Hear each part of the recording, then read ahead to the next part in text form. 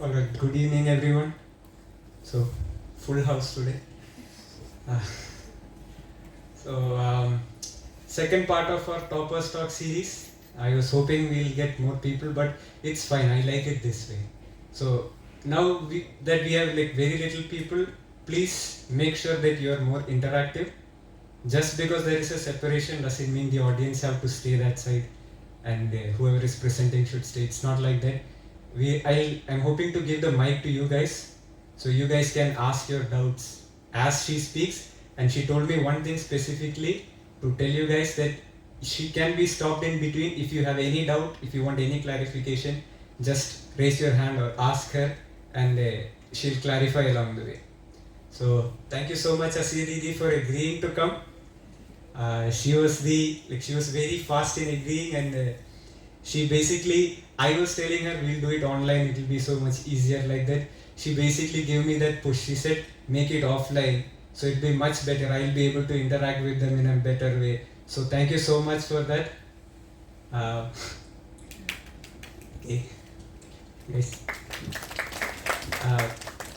And another thing, so I think most of you guys here already know her. She's doing PhD under Nurul sir. So the main thing was, the main thing that one thing I felt about her was the dedication. So whatever you tell her, she'll put her heart and soul into it. So like that, she has put maximum dedication into this PPT and she has made it. So I hope you guys pay attention, and please, my request is this, please don't go back. Archa. Maybe it'll be much better if you guys are seated up front. It'll be an interactive session. So, okay, she's saying something I don't understand. Anyway,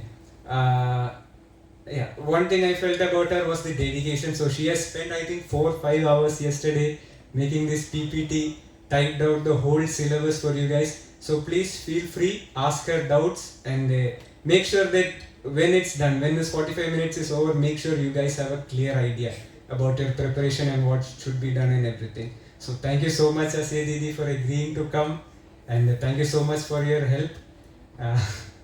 Alright, so one main thing is nothing can meet experience.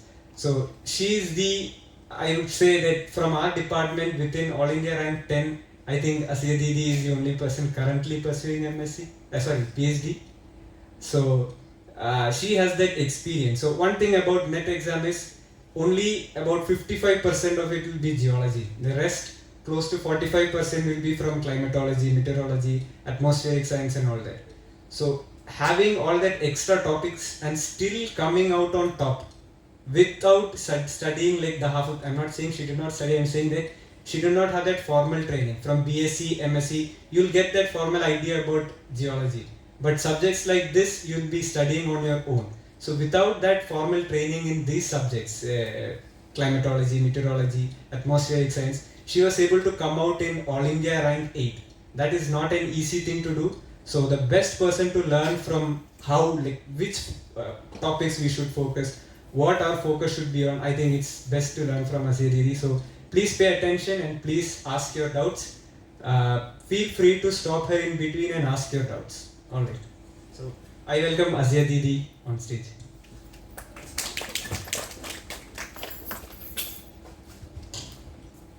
Good afternoon. First of all, thank you for your kind words, Kiran. And I was not pushing it to be offline for I thought it may be that much interactive. Actually, I was very afraid to do it on online. That's why I wanted it to be on offline. That is the truth. And now I think only less than 20 people are here. I guess less than 15 only. So I don't want to keep it so formal and all. Before starting the presentation, I want to know who all are going to go for the first attempt. Actually, no idea about the exam and it's their first time. Can you please raise your hands? So half is going the first time and half is some experiences there on it. So I want to tell you guys that I also did my MSc here. So I did my BSc from Kerala and after that I came here. So we all are studying the same syllabus for our MSc. And before going to the presentation, I am planning to do this talk in 2 patterns, 2 parts. The first part that you can get all those information from any of the YouTube videos or like from the CSIR site itself or from any places, maybe from your teachers everywhere. But the second part is I will be like talking about more on like how to approach the exam. I guess that will be more helpful for you guys. And as Kiran mentioned already, you can stop me in between at any point. I don't have any issues in that thing. So we can go for the presentation. So this is for the first group of students who is going for the first attempt. We will be left out with a lot of doubts. What is the exam? Why one should write the exam? And when is the exam going to happen? And like what are all the benefits and the significance of this thing? So the name of our paper is CSIR Net in Earth, Atmospheric, Ocean and Planetary Sciences, and it is conducted by CSIR in collaboration with NTA. And every year it is conducted in 2 times, that is in June cycle and it is in the December cycle. And for your info, I am saying that people will say that the same syllabus is following, but there will be a slight difference in the 2 cycles. Like the exam pattern, sometimes for June cycle the exam will be concentrated on specific subjects, and in some December cycle it will be different. And once you go through all the question papers, you came to know the pattern of the exam. Okay, and there will be, the cutoff also will be some different. Sometimes the June cutoff and the December cutoff will be different. And that also you can understand from the question papers itself. Then why one should write the exam? Actually, ours is a central university. There are many central universities in our country. Before, like in this year also we are conducting this PhD entrance exams. But in coming 2 to 3 years, that thing is not going to happen, and all the universities are going to take PhD admissions from CSIR Net exam only. So in the current scenario, we are going to classify whoever qualifying the exam into categories. 3 categories. The first one is the top 6% of the students are going to get JRF, that is Junior Research Fellowship, that is going to give you a stipend along with your PhD admission or like thing. And the other one is lectureship, and the validity of JRF certificate is like 2 years. Once you got the certificate, you have to join into a PhD program within the 2 years. And the validity of this lectureship is it's like lifelong. Lifelong. If you have that for your life, that's it. Then the third one is this PhD, qualified only for the PhD. That thing you only get an institutional stipend. Then other than this, you have opportunities like you can go as a project assistant, or like some institutes provide stipend if you have net and all. And some other opportunities are also there, and some prestigious scholarships like PMRF and some others is also there. That also you can apply only through if you have a good enough rank in CSIR exam. Then the third one, who all can attend the exam? So we all are like MSc students, and some of you people are from geophysics background, I know. But this exam is common. This exam is common for everyone who is pursuing an MSc or an equivalent in like earth science, applied geology, geophysics, planetary sciences, atmospheric sciences, oceanography and all. So you have to keep in mind, you are not the only person who is writing the exam, so you have to focus on other subjects also to get a good rank in this thing. So this is the exam pattern. We will be having MCQ, multiple choice question. For every question there will be 4 options. And you are left with a total time of 3 hours with a total mark of like 200 marks. And in the part A, it is mainly of general type of questions with reasoning, analysis, maths and some basic science questions. There will be a total of 20 questions, and you can write only 15 questions out of that 20 questions. And each question will be carrying 2 marks, a total of 30 marks, and with a negative mark of 25% of 2 marks. Okay? Then the B part will be maybe direct questions in, like it will be simple. If you know the thing, you can directly say the answer and you will get the marks. It's not like that much complex, you have to think a lot of time, it's not like that. So there is a total of 50 questions in that thing, and 35 questions is the maximum number of questions you can attend, and each question gets 2 marks. So you will get a 70 mark from the section in total with a negative mark of 25%. And in the third section, that is the part C, it is the most tricky section. You need to have an in-depth knowledge of your concepts. Concepts in the sense all the subjects I have taught. And in this part, the questions will basically like 4 options will be there, and the options will be really confusing. There will be like assertion, reasons. Will this be the reason for that one? Will that be the reason for this one? And it is not like if you are writing a question about the sedimentology, it may not be always based on the sedimentology. You will be connecting it to tectonics or to something else. You have to connect it to mineralogy. It will be like that. You need to have an interconnected basis. A strong foundation should be there to answer these kind of questions. And each question will carry 4 marks. There will be a total of 80 questions in this section, and you have to attempt only 25 questions. So you will get a maximum mark of 100 with a negative marking of 33%. Next. So this is the exam interface. Actually, I made the slide for someone in this department, that is Prince.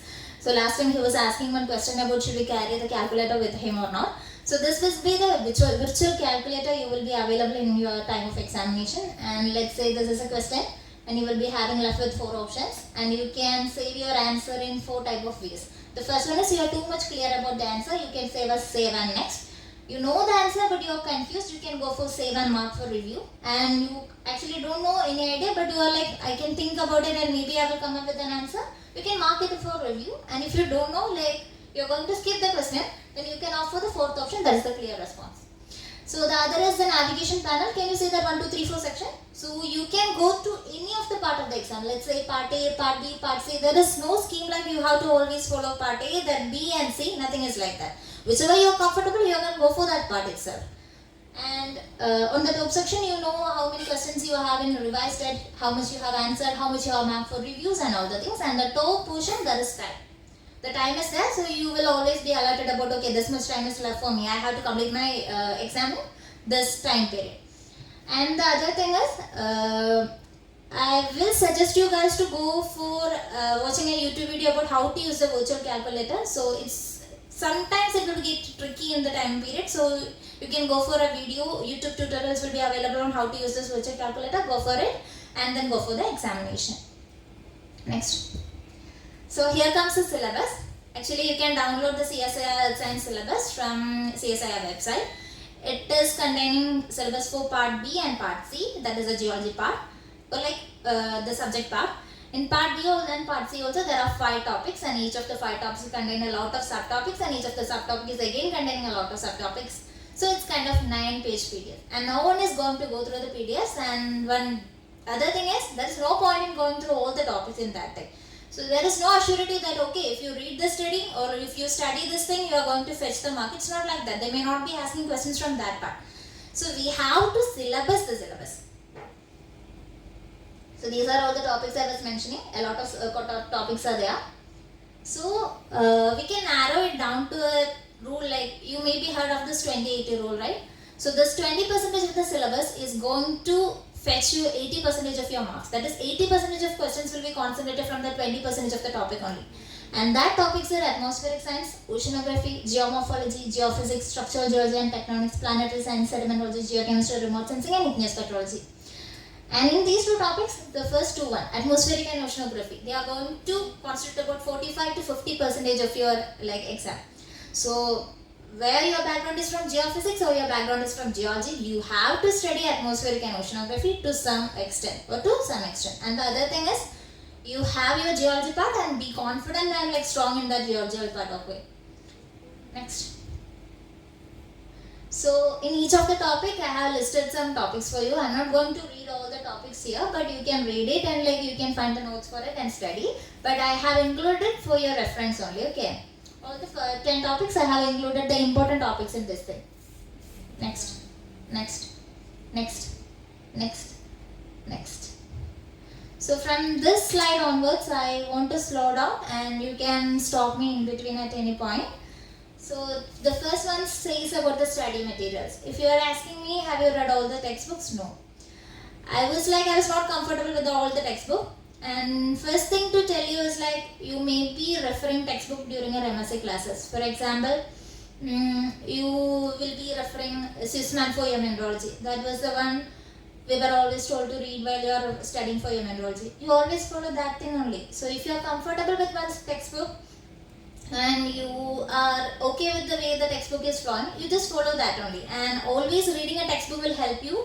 In the sense, we are not only preparing for the NET exam, we are preparing for the GATE, or we will be preparing for any other UPSC exams and GSI and all the things. So start preparing notes and read the textbook. So here I have included 3 to 4 textbook, and I have to tell you that this climatology by D.S. Lal, actually I haven't read this textbook, but many of my friends were telling that in the exam time, they were asking questions directly with figures from this textbook itself. They are taking the figures directly from this textbook, and Tarbak and Trujillo is also equally important.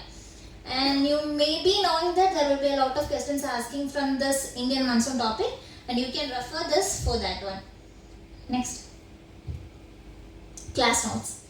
So I have taken a coaching class like after my MSc. My first attempt on net was after my MSc. So I actually took a class for my gate coaching. Actually not for the net one. I have actually taken a class for gate coaching. And I'm not exaggerating. But if you are good in your studies in your MSc, like you attended all the classes, you were serious about your exam, then your half work is done. So we were so gifted to have certain faculties here in our department. They teach the concepts really good, and I was better than whoever is teaching in that coaching institutes in those concepts. Especially in metamorphic petrology, I haven't referred any textbook, but I was able to attempt from 85 to 95% of question paper from my class notes itself. So here I guess not MSc second years are also not here, so no point in telling. Still I can say that you will be having this volatilization reactions, decarbonation reactions and all those things. That is a topic that they will every time they will ask. Then this pressure, temperature, time curve will be there, anti-clockwise curve of thing. They will ask questions directly from that thing, and it will be too direct. We are writing the same questions for that thing. So our class notes are important. That is for the first thing. Then economic geology class notes. You are not going to get those things from any textbooks or like any other things. You just have to read your notebooks and you will be able to follow all the things. The other one is structural geology. And then I have to say about the geochemistry. In geochemistry part, you can like expect some problems there. And we have actually 3 papers on geochemistry. There will be a general geochemistry paper, then a stable isotope paper and a radiogenic isotope paper. So 3 papers are there, and we will be following this White or like Gunderfore or any other textbook for that thing. You just follow the textbook while you are studying the exam for your class exams, and you keep the class notes and keep it in a way that you can use it always. Okay, so that is helpful for you. The other one is coaching institute. I have already mentioned that it is not a mandatory thing. It's not like you have to go for a coaching institute to qualify the exam. It's not like that. It's nothing like that. Then if you want, you feel like, okay, I need to have a coaching centers, and then many of your like seniors will be in some other coaching centers. You can ask them, and you can ask them for their review, and you can choose one according to your need. Then the other one is YouTube channels. Actually, YouTube channels helped me a lot in the sense I was not strictly following any particular channel, but I was searching for the topics. For example, this Indian Ocean dipole systems will be there. Even I was reading the textbook, I was kind of really confusing with the concepts. I thought, okay, if I could get some cartoon or animation kind of stuff, it will feed in my head and it will be there in my memory for some time longer. And I opted for this UPSC classes. Rather than going for CSI or Earth Science classes, I was opting UPSC classes. They will be having geography for them. And they will cover almost all the portions of this climatology and oceanography and this Indian monsoon system and Indian weather system and all. It was really helpful in the sense they know how to like teach to the point. And if you know the figure and you can like write that figure or draw that figure in your notebook, then things are done. You don't have to like read 3 to 4 pages of your notebooks again and again. So I need that slide again. The other one is Telegram channels. Whatever I was using is, I couldn't find those channels right now. But if you can just search some geology, earth science or something like that, the keywords, you will get a lot of channels and they will be putting some free study materials, then quiz programs and all. You can attempt that to be in the track. Like you can know how much is the competition there, how many people are like working in the same goal of hours. So it will keep you to be in the track.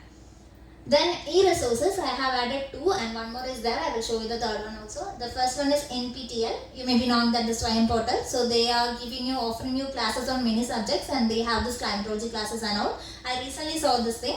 So they are offering recorded classes in the sense video classes and like the text classes. So there is 50 lectures or something on climatology. You can access that, it is free. And the other one is this implement. This is the e-Padashala note. So you may be knowing that. They also have. So what we can do, it is actually what I did. The first thing I did was, I didn't know many people who have like qualified in this NET exam with much rank. It is not because I don't know anyone, it's because I was the official COVID batch of this campus and I didn't know about any of my seniors, so we never had any that much connections and all. So I was confused about a lot of stuff. I didn't know how this thing works. So I went through a lot of YouTube channels and I got an idea of myself. Then the first thing I did was I downloaded question papers from 2013 onwards or something. Then every question paper will be containing 150 questions. So actually all these things I couldn't separate these topics and all. I will do a thing. I will just conclude everything and I will like circle all the topics and I will tell you the guys. So I was having two friends and one is in CGWRB now and the other one is doing PhD somewhere. So we started preparing together in the first time of our exam. So we'll be like splitting our portions. Like we were left with only 1 month or like less than 1 month or something. So we split like, so every day I will do 50 questions. The other two people will also do 50 questions. And we will make notes from that questions and we will share in between us. So that it's like from a single day, one question paper will be completed like that and we will discuss our doubts within ourselves and like that. So the first thing I was telling that question paper. So there is a way to how to learn or study from question papers and I will show you with one example.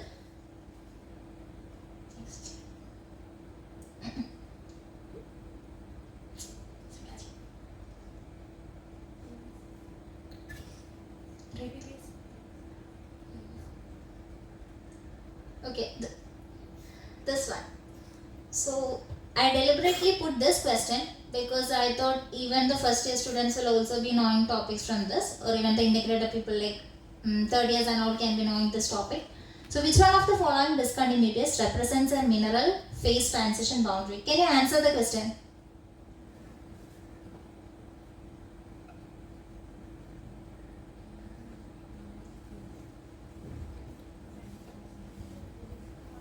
What is the answer?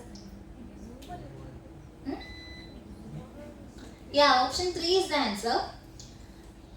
So we know that this olivine is having phase transformation like alpha, beta, Ward-Slide ringwoodite and silicate perovskite. This question focuses on which is the transition boundary here. But the next question will be like what is the depth of this Ward-Slide transition. This is how the question works. The questions will never going to repeat, but the portions from which the question is going to ask is going to repeat everywhere. And here we have this Conrad, Moho and Gutenberg kind of discontinuities. You may be knowing what is this. But do you guys know about this repeated discontinuity? What is that? Yeah. So the questions will be like that. And then you have to know about all the depth of this discontinuities. What are the mineral phase transformations occurring there? And the P wave, S wave, what will be the velocity differences in that thing? Then you know about the D double dash layer, right? So what is the thing happening there and what is the origin of this mantle tubes, where is this hotspot originate, and all those things comes under this topic only, and a lot of questions are asking from this topic. So first of all, if you are getting a question and you are answering the question, it's not like you are studying the answer to that question directly, but you are studying the options of that question. Go deep into the options and make short notes of yourself. You have to access the short note in like any point in your time and keep notes in a way that you are going to use these notes in the whole of your lifetime. So whatever exam you are preparing for geology exams, right? Let it be GATE, NET or whatever, you can access this notes, you can use this one. So prepare in a way that if I can only study a single subject or like 2 subjects before my exam, but it's like, okay, I don't have to prepare for this subject later in my life. I have prepared, I have done my 100% in this thing and I am like good in all the things about this subject. That is the best thing you can do right now. Then, can you change the next slide? So this is a question from my first net. Like the first net exam I have attended, there is a question from this net and I have to tell you guys, first I thought it's a glitch, then I came to know that in that question paper there was no virtual calculator provided for that exam. First I thought it's only the issue with my system, then all my friends were telling the same thing, there was no calculator. So if you are also getting encountered with situations like that, don't get panicked, okay? So this question is from the part C and both of the questions is having 4 marks. And if you can read the questions, have you seen this in your internal or in your final exam of your stable isotope? Yes, right? Same question with only the values are changing. Can anyone tell me the equation for this question? Okay, I can tell you. Del mix is equal to delta A FA plus 1 minus F into delta V. That is the equation. If you know the equation and you studied in this campus for your MSc, you can get 8 marks clearly. Simply you can get the 8 marks. Just look at this 2 questions there. In the first one also it is 2%, second one also 2%. Then the 55 just changed to 45. This can happen always. And this is a kind of their favorite equation also. There will be a question from this equation. Not only this equation, You may have written a lot of questions from, if you are given with alpha, you have to find the delta value, or you have given alpha, you have to find the R value, or you have given the delta value of the standard, then you have to go for the alpha value.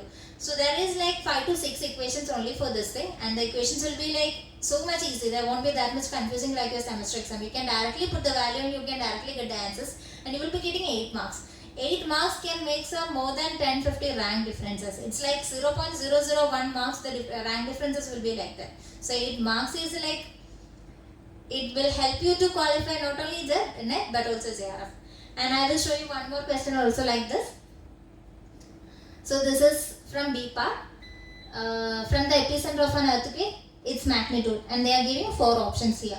And look at the next question also. It is also from the same topic. If you know the concept, you can write or attempt that question also, but the options are different. Only thing is, if you know the concept, you can write the answer. This one is also based on 2 concepts: intensity of earthquake and magnitude of earthquake. Intensity is like what is the destruction cause, and it will like vary from the point of your epicenter focus to the distance. If you're getting more, then the intensity will be less.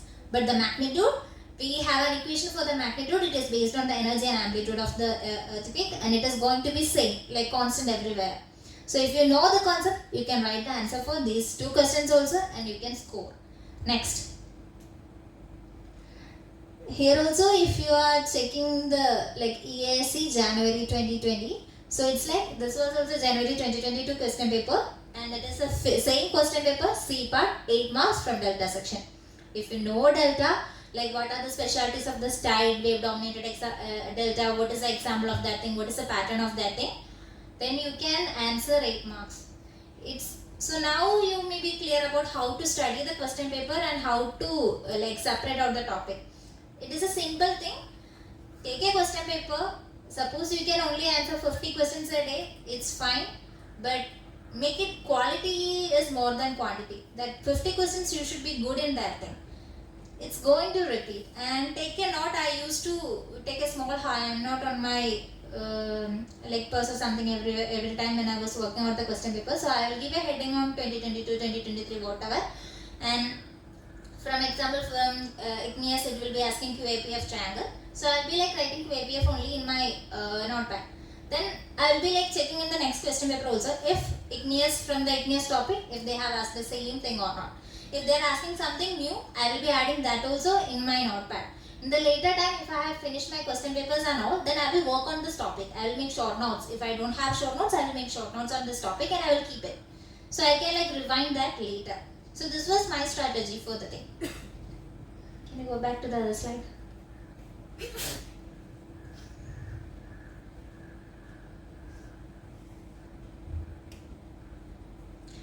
The second one is know your strength and weakness. This is having, it's a 2-way approach kind of stuff. In the exam scheme and in the selection of subjects, you can do this thing. In the exam scheme, some people will be telling, okay, always go for A part first, then go to B part first, then go to C part first. It's not like that. Which is your stronger part? If you are good with the concept, go for B or C. If you are good with the aptitude, go for A.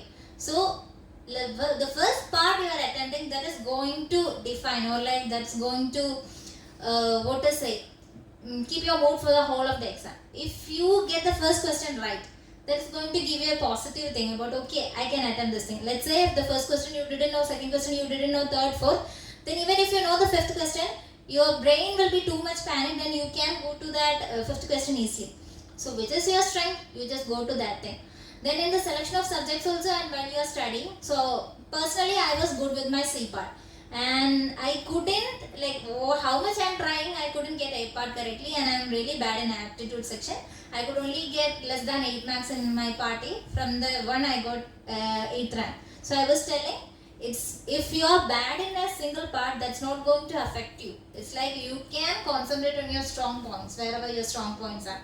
And for some people, some subjects will be good, and some people, some subjects are not. I have to mention one more point. If you want to for this aptitude classes, there is one class in YouTube, Christy Varghese. You may be knowing or not knowing. He was a student of Pondicherry University and his classes are really good. He is concentrating on CSIR part mainly. Like every year, he will be taking a lot of the subjects like physics, chemistry, whatever subject is there, and he will take the question paper there and he will solve the question paper. And one more thing, This CSR exams, it will be conducted from a particular date to a particular date. Let's say from the 5th of a month to 15th of a month, and your exam will be on 8th. So you can, after every day, there will be some particular YouTube channel. You can know that which exam may be conducted in chemistry. You can just go for, what is the exam, how is the question thing, and people will be discussing about whatever there in your mind. So they're in their mind. So then they will be telling the questions were asked from this probability section. The question can differ, but the topic from which they have asked is like too much chances to ask for our exam also in the same year.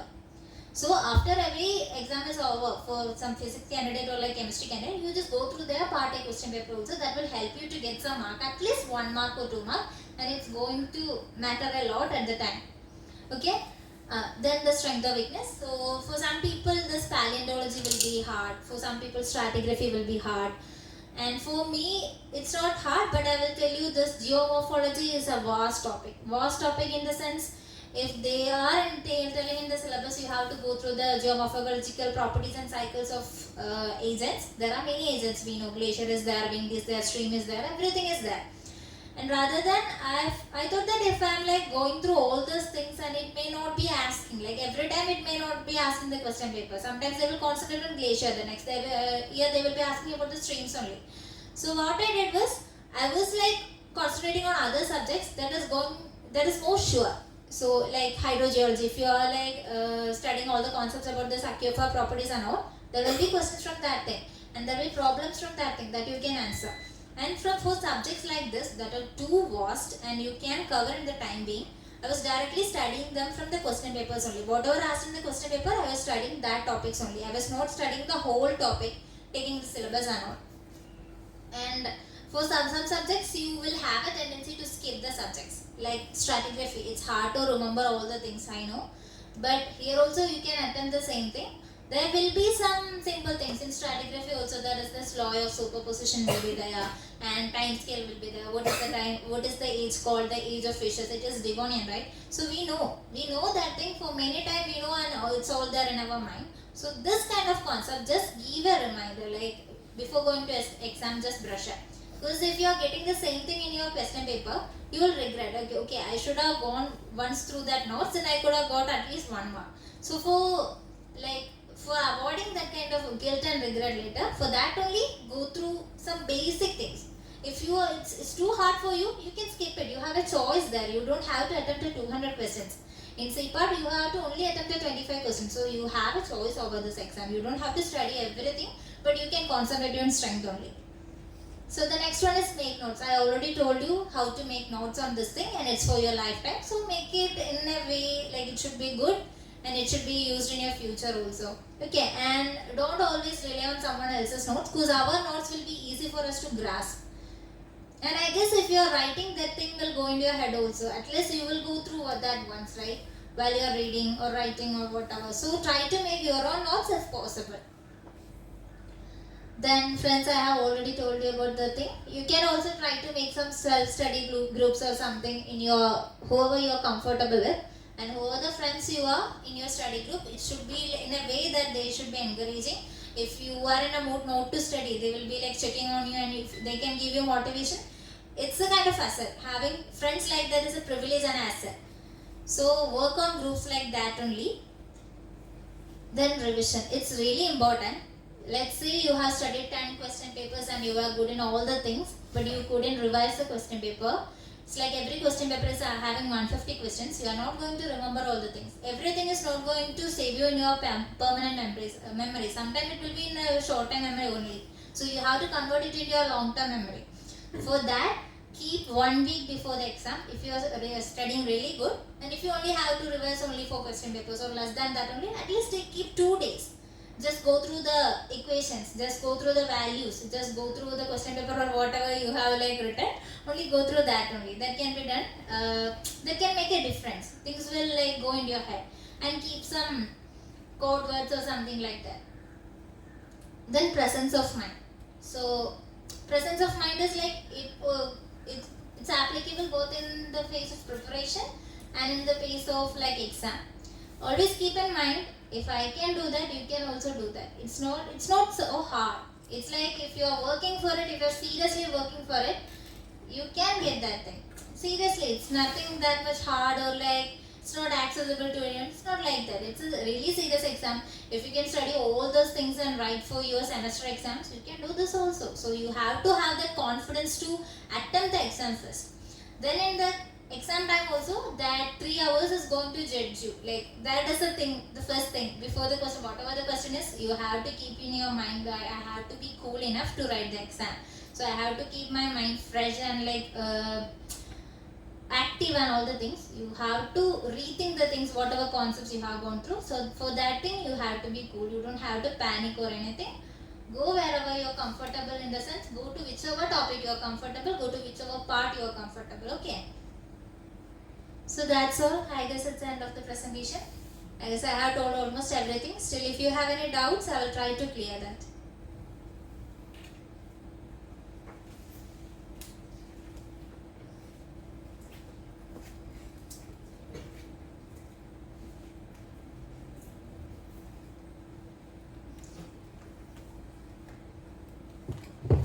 Anyone?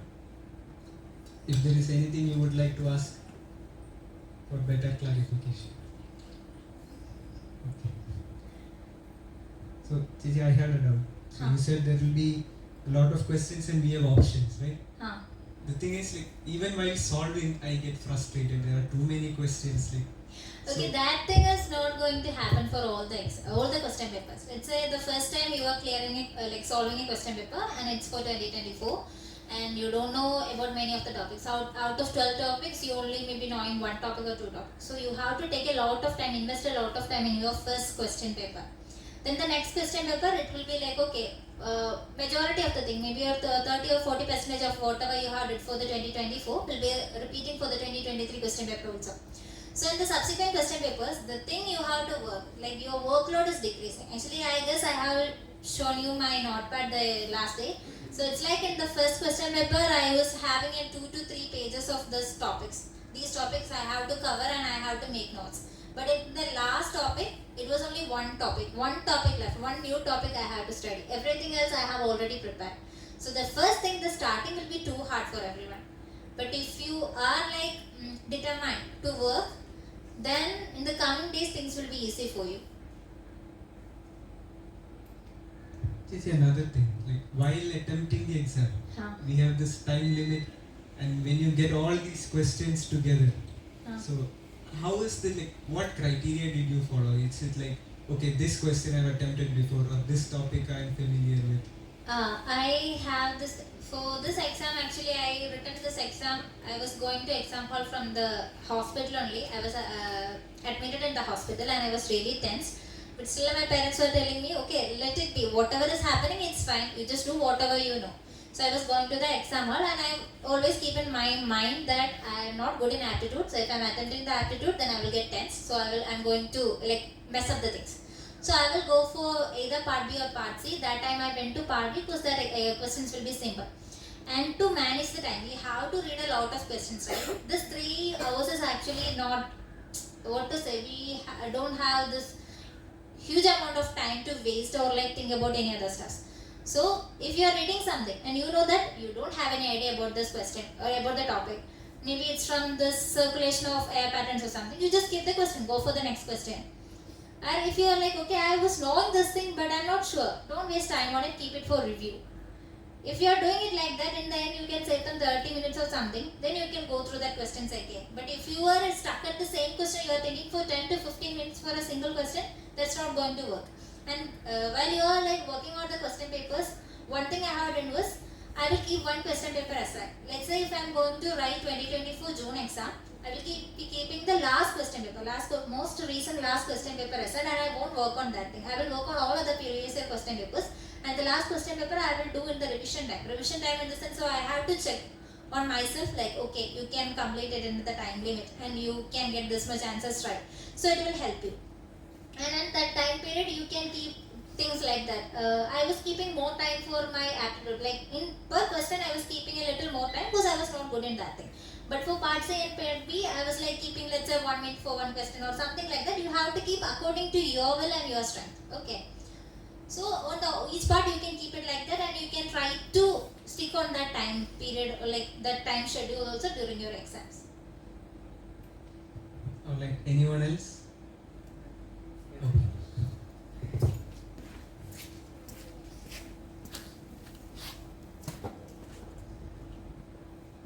Good afternoon. Good afternoon.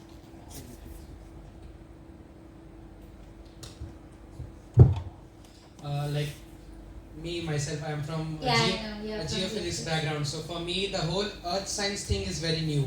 So how to proceed with that? Like for someone from a geology background, it's quite almost 50% of the syllabus they have maybe seen previous studied in their BSc and all, and in their masters also if they are studying something like you gave an example of the formulas and also they will be studying that in class.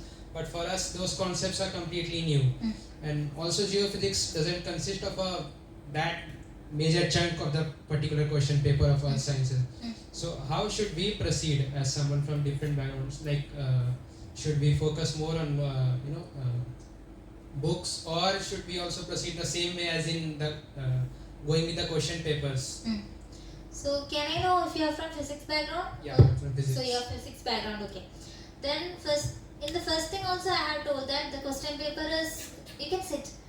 So 45 to 50% of the questions is going to ask from this oceanography and atmospheric stuffs. It's for sure. A lot of questions will ask from that thing. And you can take a decision like if geology part is easy for you or like atmospheric or oceanography part is easy for you. If you feel like atmospheric and oceanography, if you are good with your geography or like do you like geography? Atmospheric and ocean I like more. You like, okay. Then you can go through this, I told you already that civil service coaching centers, they will keep a lot of, for me I felt that is better than the CSIR earth science lecture classes, that civil service lecture classes was better. So they will cover a lot of things in a like short time span. You can try to watch some videos of that thing and you try to solve a question paper. Take a question paper, take a particular topic, let's say Indian monsoon, you watch a video of that thing and try to solve that question. Try to do it for 2 to 3 days or something, and if it's like it's not working for you, then you have to switch to the geology part, you don't have a choice. But if you can work on this atmospheric and ocean, you stick to that, you cover almost whatever portions possible for you, you cover almost all things, and not every geology part is hard. I told you for the stable isotopes and all, it's like if you are only studying the stable, it's a small topic. You just have to study 4 to 5 equations and only the 4 to 5 equations is going to us. The same concept is going to us. And certain concepts are there. In hydrogeology also it's not that much tough. You can take help from your friends. Like you can teach them this geophysics part and ask them to teach you for this geology part. You still have 1.5 year here, right? So you start your preparation from right onwards and like take small steps. You don't have to study all the geology parts. You can skip the parts whatever you are feeling hard, but try to concentrate on let's say geomorphology or like this hydro portions or like tectonics portions. That will be interesting also for you. Won't be that much hard. You can ask the help of your friends, like you may be knowing friends from like applied geology batches, right? So you can make it a study group from including all the persons. So it will be helpful for you. Okay. It's another one. So you were talking about strength and weakness. No? Like if one topic is easy for you, focus. So I wanted to know, like if I'm skipping certain parts like, completely. No issues. And like still, will the weightage be the same? Like same percentage of questions from each topic, or is it like depending upon which institute puts question paper? It's like we can't always say that thing. But I am thinking like, do you guys know about how the GSI question papers are set? It's like faculties will be taken from a specific institute and they will go to a room. They don't have access to any of the things. Like they can't have access to their phones or laptop or any other thing. So they will be writing the questions from their mind, whatever is filled on their mind. And there is a chance we all are humans. So the same things will debate. If I am like fond of certain subjects, I will always keep questions from that subject only, right? That is the same thing going to happen here also. That's why the whole of the question paper is not asked in the exam. Like all of the syllabus is not asked in the exam. So 20% is going to ask for 80%. Only few things are new and many of the things are repeated. So it's because the same persons are again and again making the question paper. If you are too like sure about that this subject is not going to work out for me, offer something else and like only study that too much repeating portions will be there, na? Just study that thing.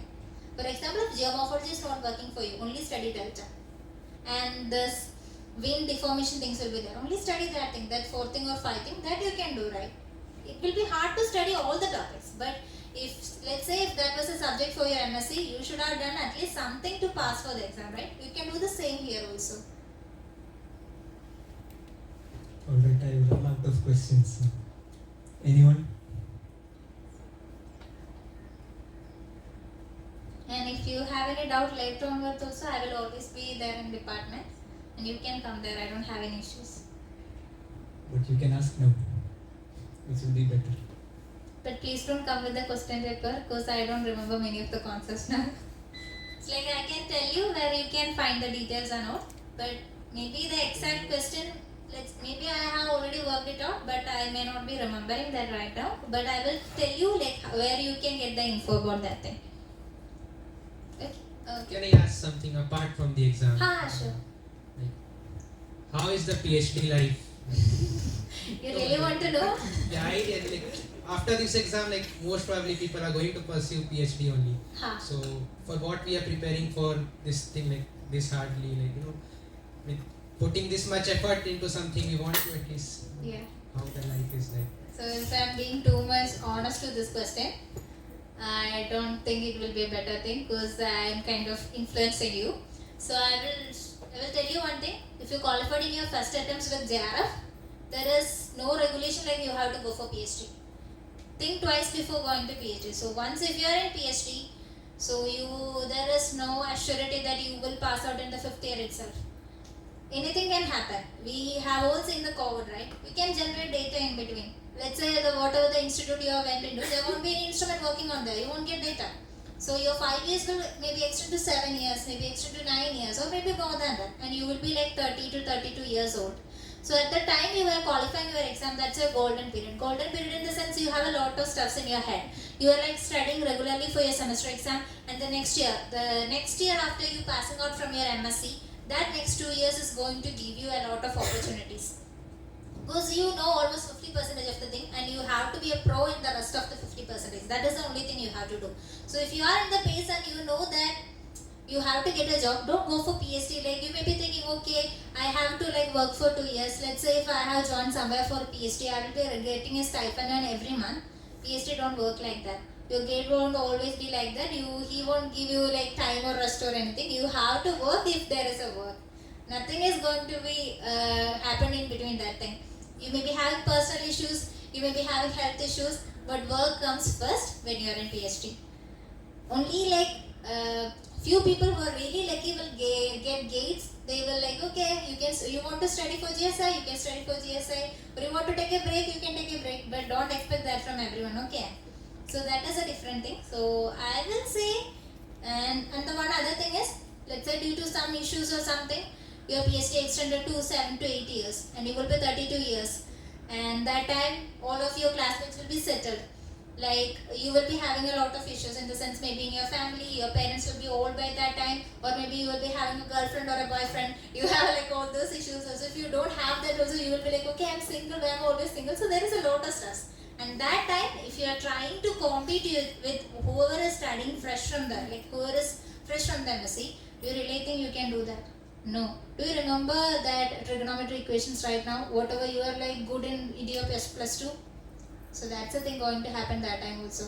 So after PhD, if you are going for a job, you have to work with all the 5 to 6 batches who are passed out. So think twice before going. And life is not so easy in PhD.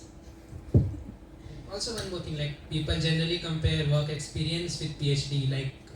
For example, if we are working in PhD for example, just say 5 years, if we have completed our PhD, and those 5 years, if we would have spent in the industry, which will count as more valuable, that industry experience or the PhD? That depends on your need, whichever position you are going to apply. If you are going to apply for some faculty position in a college, they are not going to check you if you have industrial background, right?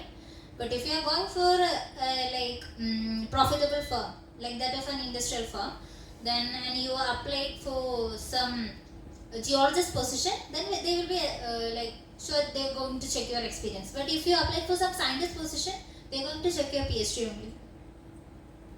That is it. And like whatever opportunities you can get from this thing with net, the only difference is JRF amount in like JRF. If you are going for a project assistant opportunity, you are like, okay, you have to study for 2 more years to get a job. But you are in a situation that no, I don't want to just sit somewhere and study. I have to be somewhere else and study. You just qualify the net in the first attempt. You go somewhere for a project assistant or something, you will get money. It's kind of a job. And you can study from that thing. I'm not saying you won't be having any work there. You will be having work there also, but it will be better than PhD. There won't be any commitment. That much commitment in that thing compared to PhD. Okay. And like in GATE also, like the same amount we are getting. Yeah, so same. shouldn't we like prepare more for GATE because more opportunities are there for a person? Like we'll also get qualify for PhD, or if we want, we can switch to maybe jobs, PSUs or something. And there comes the validity. Yeah. You have a lifelong validity for your net, and you don't have that for GATE. But I guess for 3 years we have. Yeah, only 3 years we have. But after 3 years, if you are, let's say you got some guest faculty opportunity or something, then the net will be there, na? So it will be. But if you are preparing this much for your net exam, you will get a good rank in GATE also. Good rank in the sense, it's hard to get like below 100 or something, but you will definitely qualify. If you are preparing for one exam, you will be able to qualify all the exams. That is the thing. You can get both. Thanks. Yeah.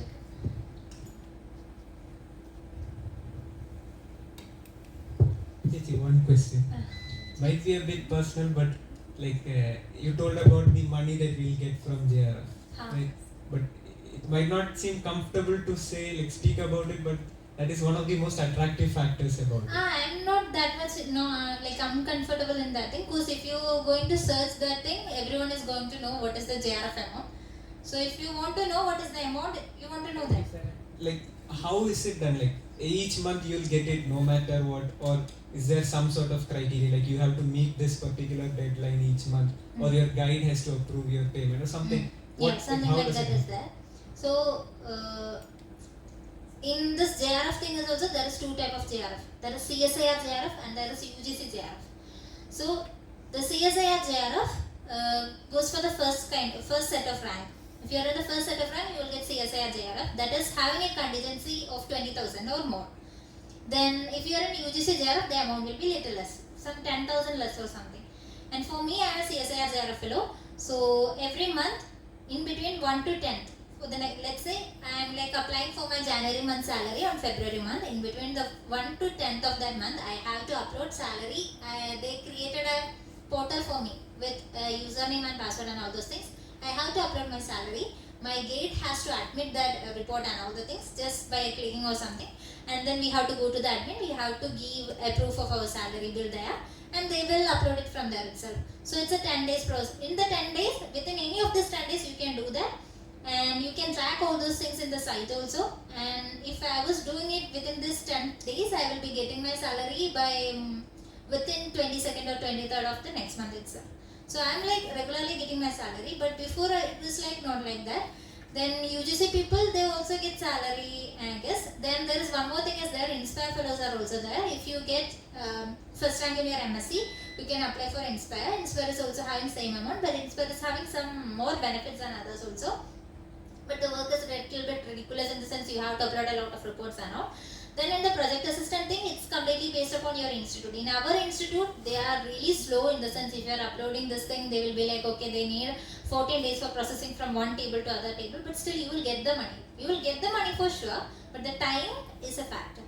Then this NFOBC is there. If you couldn't qualify for the JRF, like the cutoff was 113 or something, and you only got 112, but still you have net. So whoever got top ranks in that, they will get a scholarship similar to that of JRF. Only little amount will be less in the contingency or something like that. Okay, thank you, Chechi.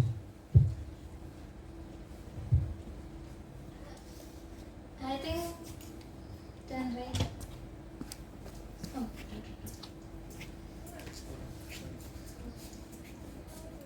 Anyone else? No?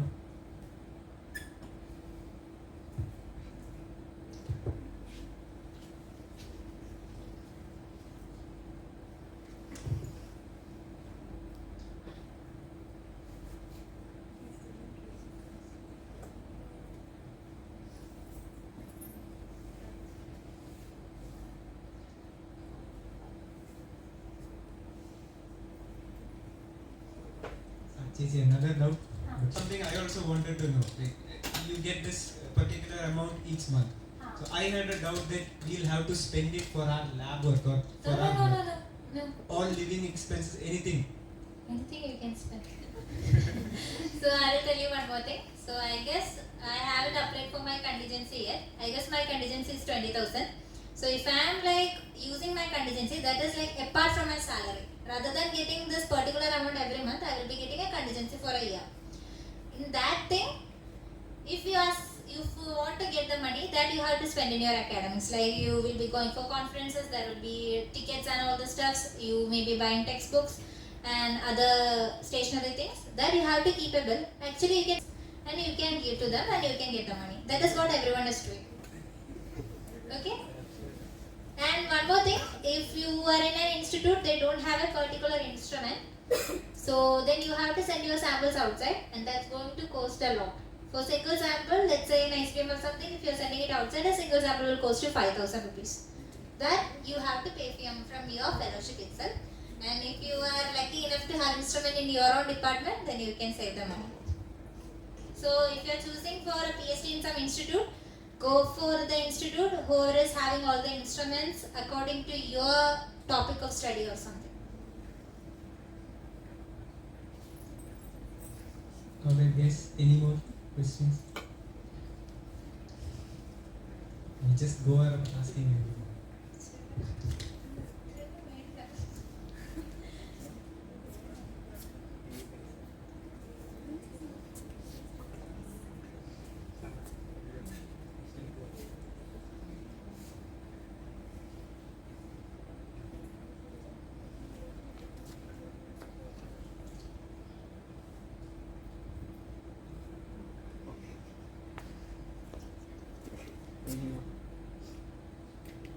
Alright, so we'll move on to the end. Actually, thank you for the opportunity. Even though I have studied here, I was only here for 6 months and I was never into the stage before. So it's kind of, I am really happy for being in this stage. Even I studied here, I have only seen the seminar hall twice when I was in my MSc. So it's a kind of happy moment for me also. Anyway, thank you for the opportunity, and you are sleepy, I know.